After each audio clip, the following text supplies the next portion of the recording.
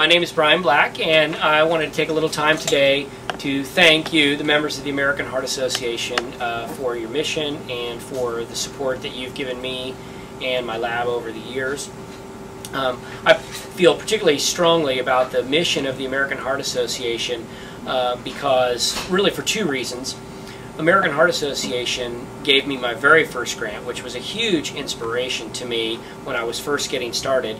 And in particular, they took a chance on me. When I first came here to UCSF to start my own lab 10 years ago, I was a skeletal muscle biologist with no experience in cardiovascular biology really at all. But I had some important ideas that I thought needed to be worked on, and I needed somebody to take a chance on me. I submitted my ideas to a number of funding agencies. All of them turned me down except the American Heart Association, who felt that my ideas were good and my track record in another field was strong. They gave me the grant. We went on to do some important things in terms of understanding the molecular basis of congenital heart defects by identifying genes involved in congenital heart disease and understanding the mechanisms through which those genes work for heart and vascular development. And it was American Heart Association that funded me in those days and continues to fund some of the young people in my lab today, and I'd like to introduce you to a few of people I'm happy to introduce from my lab who's really doing some of the groundbreaking work is David McCulley. David McCulley is a pediatrician, a neonatologist specifically, and he wears two hats every day. One of his hats is he takes care of sick babies in the neonatal intensive care unit, and many of these babies are born with heart defects. Dave developed his career as a physician.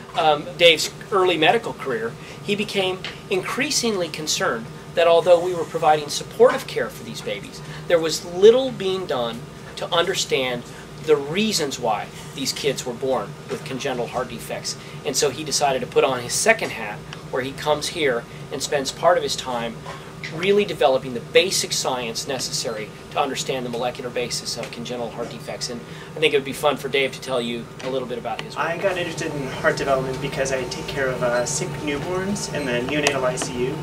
And part of our population are babies that have congenital heart disease. And I take care of them while they're in the hospital around the time that they have these very complicated surgeries. And even though the surgeries have made significant strides in taking care of these babies, really we don't understand the basic mechanisms through which these types of congenital heart disease occur.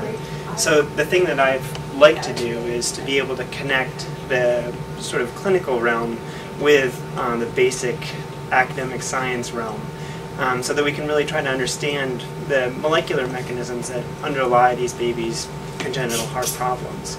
And so through funding from the AHA, it allows for this type of very complicated basic science research to be undertaken.